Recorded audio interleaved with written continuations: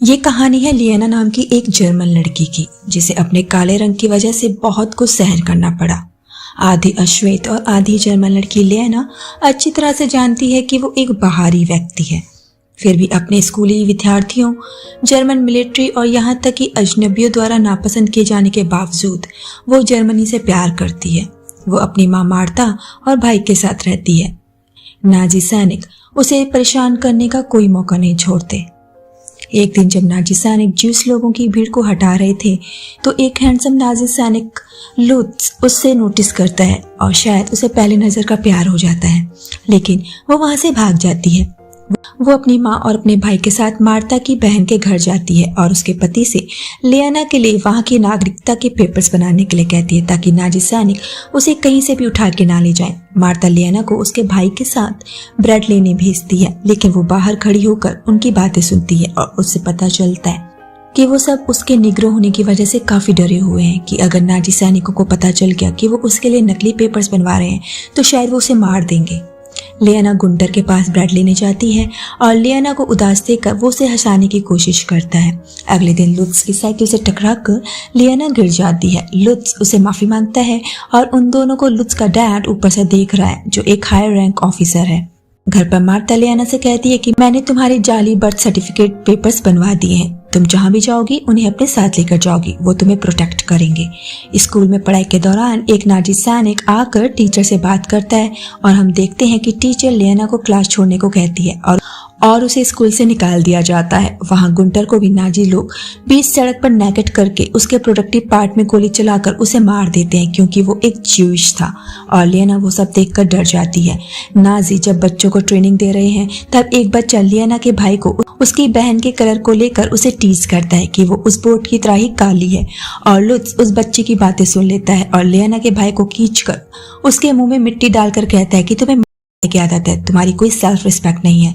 दरअसल लुत्स को उस बच्चे की बातें पसंद नहीं आई थी, इसलिए वो चाहता था कि लियाना का भाई कियोन उसे जवाब दे। वो उसे अपनी साइकिल से घर ड्रॉप करता है।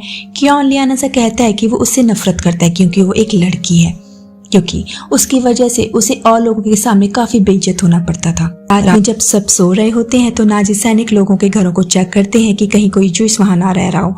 वो मार्ता के घर आते हैं और लियाना को देखकर उसकी आइडेंटिटी के पेपर्स मांगते हैं, लेकिन वो ऑफिसर उन पेपर्स को जला देता है। लियाना कहीं जा रही है, रास्ते में कुछ नाजी ज्यूस लोगों को पीट रहे हैं। लुत्स लियाना की सेफ्टी को देखते हुए उसे अपने घर ले आता है और अपने डैड के कलेक्शन की एक सीडी प्ले करता है और फिर दोनों डांस करते हैं। तभी उन्हें एक आदमी के कदमों की आवाज आती है और वो छिप जाते हैं। लुत्स कहता है डरो मत, वो आधा अंधा है। उसके जाने के बाद लुत्स लियाना को बताता है कि जल्द ही बर्लिन से ज्यूस लोगों को पोलैंड के लेबर जेल भेज दिया जाएगा और यहाँ से ज्यूस लोगों का सफाया हो जाएगा। ऐसा उसके डैड को उसने कहते हुए सुना था। लियाना थोड़ी परेशान हो जाती है। लुत्स और लियाना एक दूसरे की तरफ अट्रैक्ट होने लगते हैं और फिर किस करने के बाद एक दूसरे के साथ इंटीमेट होते हैं और पूरी मूवी में बस यही एक रोमांटिक सीन है। लियाना लुत्स से पूछती है कि मुझे यकीन है आज से पहले तुमने कभी किसी को इस तरह से टच नहीं किया होगा जैसे आज मुझे किया। रात होने पर लुत्स लियाना को घर छोड़ने के लिए जाता है और उसे अपनी रिंग देता है। जब लियाना मार्ता के साथ होती है तब एक नाजी सैनिक उन दोनों को रोकता है और उनसे उनकी आइडेंटिटी के पेपर्स मांगता है। वो लियाना को गाली देता है। मार्ता कहती है कि वो उसकी बेटी है। वो मार्ता को ब्लैक मैन की रखैल कहता है और कहता है कि तुमने जर्मनी को शर्मिंदा किया है निग्रो बेटी पैदा करके। वो उसे थप्पड़ मारता है। मार्ता बताती है कि वो लियाना के पेपर्स घर भूल गई है। इस पर वो नाजी सैनिक मार्ता को अपने साथ ले जाता है। घर पर लियाना अपने भाई को झूठ बोलती है कि उसकी मॉम एक नई जॉब के सिलसिले में बाहर गई है। उसका भाई कहता है कि उन्होंने मुझसे इस बारे में क्यों नहीं बताया। वहां लियाना को पता चलता है कि वो प्रेग्नेंट हो गई है। लियाना अपने भाई को उसकी मौसी के पास छोड़ देती है और अपनी मॉम को खोजने के लिए नाजी सैनिकों से खुद को अरेस्ट करवा लेती है और उसे लेबर कैंप भेज दिया जाता है जहां उसी की तरह कई ज्यूस लोगों को रखा गया था। वहां उसे नेकेट करके उसके बाल काट दिए जाते हैं, उसकी नसबंदी भी कर दी जाती है। इस तरह से वहां पे जितनी भी औरतें थी तो उनके बच्चे ना पैदा हो सके, इसलिए उनकी नसबंदी कर दी गई है। सबको एक तरह की ड्रेस पहनने को दी जाती है। वहां रह रहे लोगों की हालत काफी खराब होती है। उन्हें खाने के लिए प्रॉपर खाना नहीं दिया जाता। लियाना एक आलू चुराती है, लेकिन वो आलू गंदे पानी में गिर जाता है और एक नाजी सैनिक को शक हो जाता है कि उसने किचन से खाना चुराया है। वो उसे कपड़े उतारने को कहता है, लेकिन तब भी वहाँ लुत्स आ जाता है और वो कहता है कि तुम जाओ, इसे मैं देख लूंगा। उसे पता चलता है कि वो प्रेग्नेंट है। लुत्स अपने डैड से मिलता है और उसका डैड कहता है, तुम्हें इन जूस लोगों को मारने की कोई जरूरत नहीं है, ये लोग खुद ही भूख की वजह से एक दूसरे को मार डालेंगे। लुत्स लियाना को अपने साथ ले जाता है और पूछता है कि तुम यहाँ कैसे पहुंची। लुत्स कहता है कि उसे लगा कि उसे लड़ाई के लिए भेजा जा रहा है, लेकिन उसे ईस्ट में एक कैंप में भेज दिया गया जहां एक जूश दूसरे जूश को मारने लगा था, और जब सबने एक दूसरे की जान ले ली तो उसे यहाँ बुला लिया गया। वो उसे रात में मिलने के लिए कहता है और कहता है कि वो उसके लिए खाना लेकर आएगा। रात में वो उसके पास आती है। वहाँ लुत्स के डैड को एक नाजी वही रिंग देता है जो लुत्स ने लियाना को दी थी, और वो बताता है कि वो रिंग उसे प्रिजनर से कलेक्ट की गई ज्वेलरी में से मिली। सुबह लियाना की बैराक पार्टनर जब उठती है तो वो देखती है कि उसके शूज वहाँ पर नहीं है। वो अपने बगल वाली लड़की से पूछती है कि क्या उसने उसके शूज चुराए हैं, लेकिन वो जवाब नहीं देती। लियाना कहती है कि वो मर चुकी है, दरअसल वो भूख की वजह से मर गई थी। वो लड़की बताती है कि उसकी माँ ने कहा था कि अगर उसे जिंदा रहना है तो उसे कभी भी एडमिट नहीं करना है कि वो जूइश है, इसलिए वो अभी तक जिंदा है, और आज वो सिर्फ इसलिए मार दी जाएगी कि उसके पास शूज नहीं है। और फील्ड में उसे शूज न पहनने की वजह से गोली मार दी जाती है और लियाना को उसकी डेड बॉडी देखकर उल्टी हो जाती है, जिसकी वजह से नाजी ऑफिसर के शूज खराब हो जाते हैं और वो उसे गोली मारने लगता है, लेकिन वो बेहोश हो जाती है। लुत्स उस ऑफिसर का ध्यान भटकाने के लिए एक दूसरी औरत को मारने लगता है।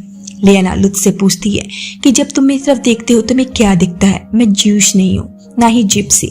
लुत्स कहता है उसे एक जर्मन लड़की दिखाई देती है। वो रोने लगता है और कहता है तुम उसे प्यार करो ना करो, लेकिन मैं तुमसे बहुत प्यार करता हूँ। लुत्स कहता है कि वो तुम्हें और हमारे बच्चे को मार डालेंगे। वो वहां से भागने का सुझाव देता है जब तक ये वॉर खत्म नहीं हो जाती। लियाना कहती है तुम मुझे नहीं बचा पाओगे। लुत्स कहता है कि क्या तुम मुझे और मेरे बच्चे को बचा सकती हो? प्लीज अच्छे से खाना खाओ। लुत्स के डैड को पता चलता है कि वो रिंग लुत्स की है। लुत्स लियाना के साथ भागने का प्लान बना रहा है। रात में दूसरे देश के सैनिक नाजियों पर हमला कर देते हैं और सुबह उठकर नाजी उन सब प्रिजनर्स को कहीं ले जा रहे होते हैं। लुत्स का डैड कहता है कि वो आज ही ये जगह छोड़ के जा रहे हैं। लुत्स कहता है कि वो यहाँ से नहीं जाएगा और फिर उन दोनों में आर्ग्यूमेंट्स होने लगते हैं। लुत्स कहता है कि आपको पता है लियाना उसके लिए क्या मायने रखती है, और अगर तुम उसे यहाँ से ले जाओगे तो पहले उसे मारना पड़ेगा। उसका डैड कहता है तुम एक निग्रो के साथ अपना फ्यूचर देख रहे हो, मैं तुम्हें उसकी वजह से अरेस्ट और टॉर्चर होते हुए नहीं देख सकता। जर्मनी तुम्हें जिंदा नहीं रहने देगी। लुत्स बता देता है कि वो उसके बच्चे की माँ बनने वाली है। लुत्स लियाना को ढूंढने लगता है, लेकिन पीछे से उसका डैड आकर लुत्स को गोली मार देता है। इस तरह एक बाप ने अपने बेटे को निग्रो से प्यार करने के बजाय मारना पसंद किया। लियाना उसको मरा देखकर सदमे में आ जाती है और वहीं बैठ जाती है। वो तब तक नहीं उठती जब तक एक नाजी आकर उसे नहीं ले जाता। 7 हफ्ते बाद हम लियाना को डिस्प्लेस्ड पर्सन्स कैंप में देखते हैं, जहां एक ऑफिसर उससे उसका नाम और पता पूछता है ताकि वो उसे उसके रिलेटिव्स के पास भेज सके। और फिर हम उसे उसकी माँ और भाई के साथ देखते हैं जो उसे लेने आए हैं। और ये मूवी यहीं पर खत्म हो जाती है। आपको इस मूवी का एक्सप्लेनेशन कैसा लगा कमेंट बॉक्स में लिख के जरूर बताइएगा। Bye bye.